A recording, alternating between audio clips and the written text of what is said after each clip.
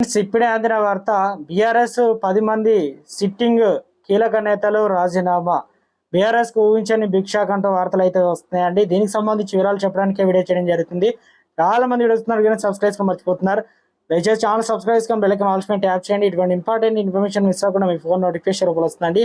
చాలా మంది మీరు చూస్తున్నారు కానీ లైక్ చేయడం లేదని దయచేసి లైక్ చేయండి. ఇన్ఫర్మేషన్ అందరికీ మనం రీచ్ చేస్తాం. ఎన్నికల్లో బీఆర్ఎస్ సత్తా చాటబోతుందని ప్రజలు కాంగ్రెస్ కు ఓటు వేసి ప్రజలు బాధపడుతున్నారని, కాంగ్రెస్ వచ్చి రాష్ట్రానికి కరువు వచ్చిందని, ఈ ప్రభుత్వం ఏడాది కొనసాగితే గొప్ప అని బీఆర్ఎస్ అనే నేత కేసీఆర్ అంటుంటే, నేతలు మాత్రం మాకు పార్టీపై నమ్మకం లేదని చెప్పి వరుసగా బయటికి వస్తున్నారు. గత 3 నెలలుగా భారీ ఎత్తున బీఆర్ఎస్ నేతలు కాంగ్రెస్ లో చేరుతుండగా ఇప్పుడు ఇంకాస్త ఎక్కువైంది. మరో నెల రోజుల్లో ఖాళీ అవుతుందా ఏంటి అనుకునేంత నేతలు బయటకు కడుతున్నారు. తాజాగా నల్గొండ జిల్లా బీఆర్ఎస్ కు వరుస షాకులు తగులుతున్నాయి.